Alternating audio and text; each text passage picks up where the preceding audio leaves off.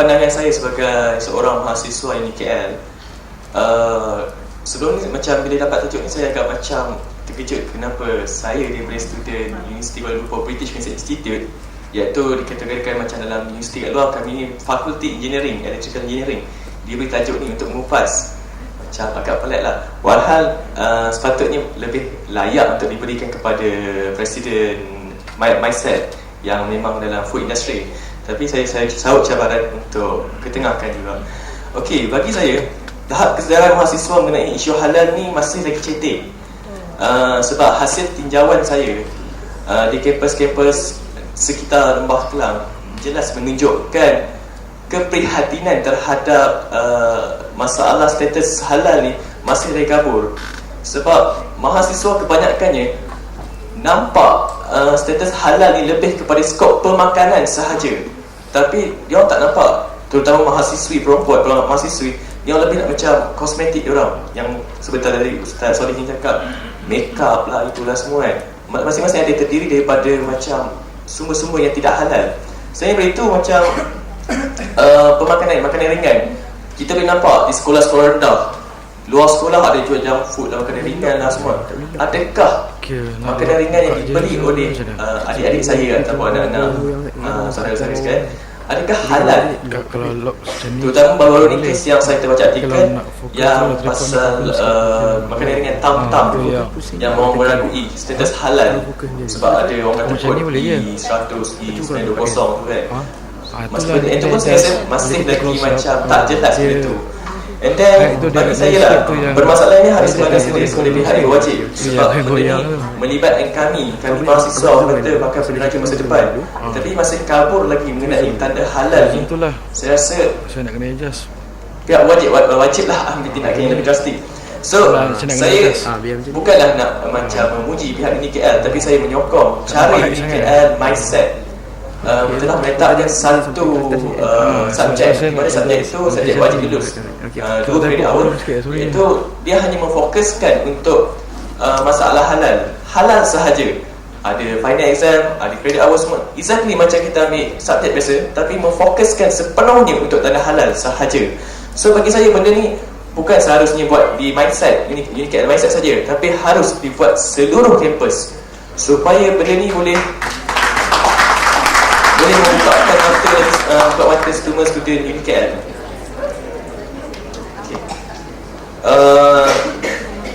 Okey, selain daripada itu, apa yang saya ingin kongsikan mengenai pengalaman saya sendiri masa saya sekolah rendah dulu.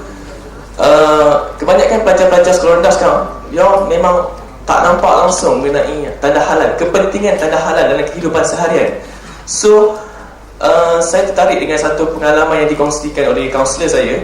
Masa di sekolah tu ada kelas Fardu Ain hari Jumaat. So sebagaimana yang semua maklum, darjah 1, 2, 3 bermula kelas sesi petang. So ustazah tu menyarankan kepada semua pelajar-pelajar kelas tu yang mengambil Fardu Ain untuk membeli makanan ringan di luar sekolah maupun di dalam sekolah. Just bawa je masuk kelas. And then sebelum memulakan kelas, ustazah bertanya, okey, cuba cari tanda halal dekat makanan ringan tu. Di situ kita boleh nampak kesedaran daripada pihak akar umbi lagi. So lepas tu ustazah tu menerangkan apakah kepentingan halal tu kepada makanan, kepada diri kita sendiri. So walaupun kita nampak benda tu macam something like remeh, tapi dia meninggalkan impak yang besar kepada seorang student tu. Betapa pentingnya saya juga mengharapkan persijilan halal ini dijadikan sebagai satu dakwah. Pasal mungkin orang Islam tidak faham, orang bukan Islam tidak faham, orang Islam tidak faham. Jadi apa lagi orang bukan Islam? Maknanya satu dakwah kebaikan. Oh, nak kena bersih, nak kena ini, nak kena baik, nak kena tidak ada kezaliman kepada binatang, nak kena dibuat cara yang terbaik. Jadi kita tidak mahu kejadian, contohnya macam kejadian di Hotel Chorus.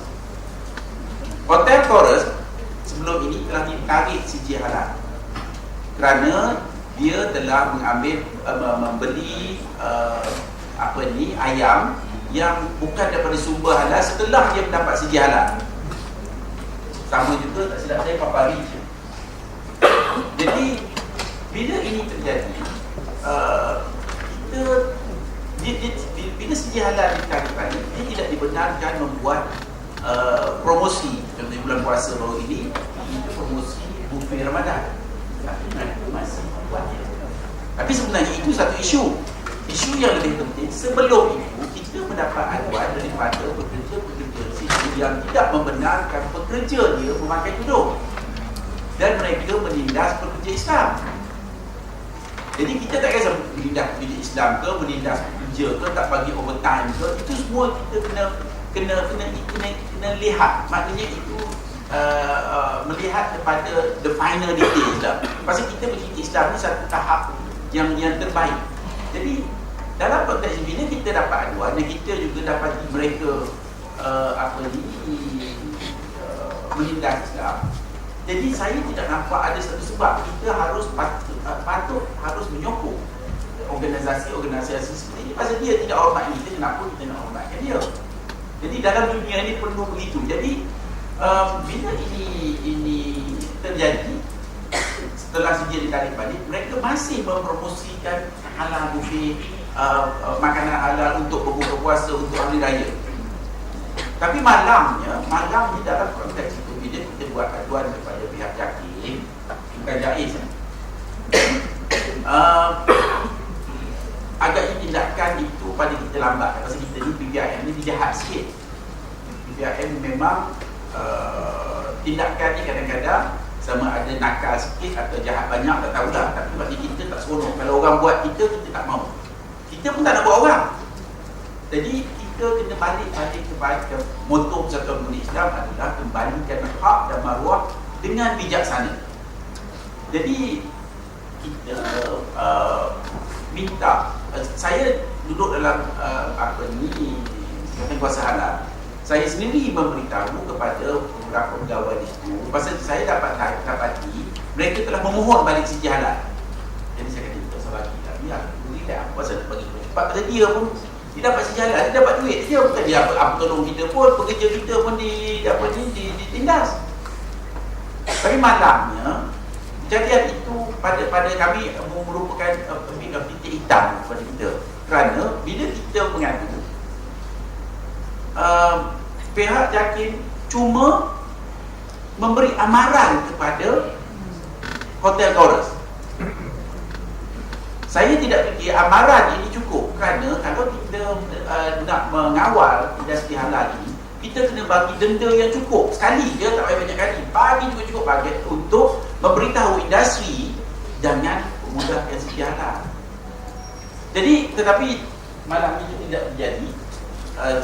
Mereka diberi amaran dan lepas ini pergi buat sijil halal.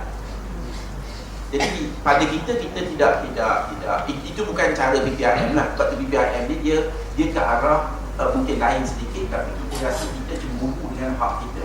Jadi kita tidak mahu orang permainkan hak kita. Sama-sama hidup dalam keadaan hormat menghormati.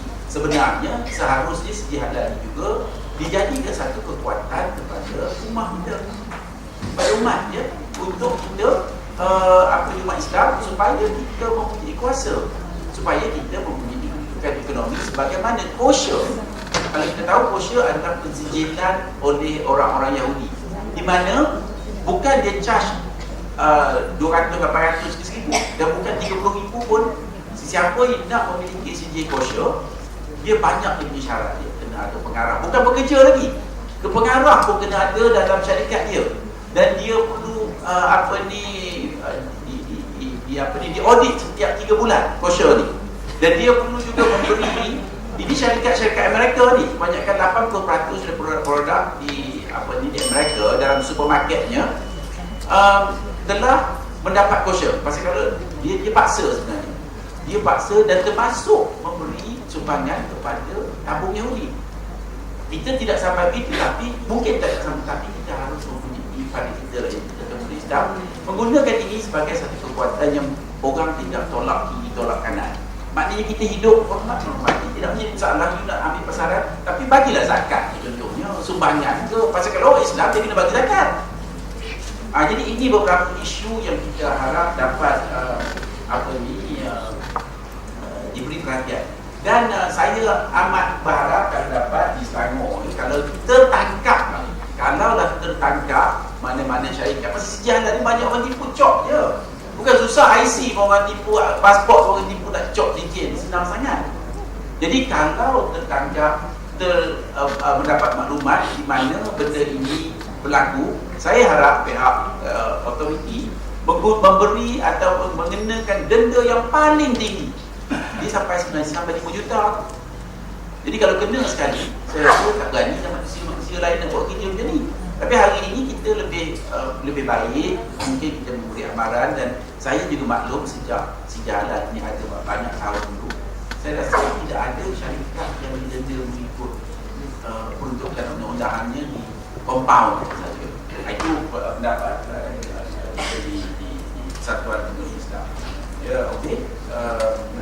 Saya nak boleh.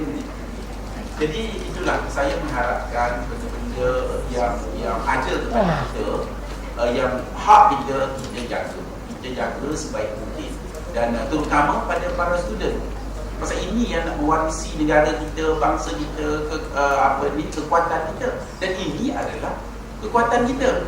Jadi jangan kita permudahkan kekuatan yang ada di tangan kita, nak beri pada orang, nak beri orang untung tanpa apa-apa. Contohnya kita tidak mungkin ada supermarket ataupun KLCC, tempat seperti KLCC ataupun pavilion yang senang-senang kata apalah kau punya dekat sini dapat punya free dah tak ada, atau punya fee yang sedikit. Maka ini merupakan satu kekuatan ekonomi, dan kekuatan ekonomi ini harus digunakan sebaik mungkin untuk mengembalikan hak dan maruah kita. Jadi anak-anak di luar sana amat perlu prihatin, betul-betul prihatin, dan buat kajian, buat studi macam adik kita sebut tadi. Memang seharusnya diberikan satu few credit hours untuk faham. Pasal ini merupakan jiwa kita. Kalau kita makan tidak baik, ingat kita tidak menjadi jadi baik. Itu ikut sains dia pun. Jadi carilah kesempatan ini untuk mendalami isu-isu halal ini, kerana kalau kita tengok macam mana orang Yahudi yang jumlahnya 6 juta boleh menguasai mereka. Salah satunya adalah melalui kosher. Jadi kita pun pelik. Contohnya kawan saya bercerita, dia nak pergi buat berjumpa di persidangan halal di satu dia kata tak apalah. Tapi bila dia naik ke terbang, dia kata dia nak cari makanan halal, tak ada, jadi dia pergi cari kosher. Walau kita nak cerita pasal Yahudi, tapi kita kena pergi ambil sijil yang dia keluarkan. Jadi satu irony lah, satu kepelikan yang kadang-kadang terpaksa, tapi ada yang mengambil jalan ataupun jawapan tak apa, jadi pemilihan Yahudi adalah diterima. Jadi saya tak tahu sama ada itu masih diterima ataupun ada Yahudi jenis mana tu, saya tak tahu. Tapi apa pun itulah pendapat. Bagi pengguna yang ingin mengemukakan sebarang aduan, sila hubungi alamat dan nombor telefon yang tertera.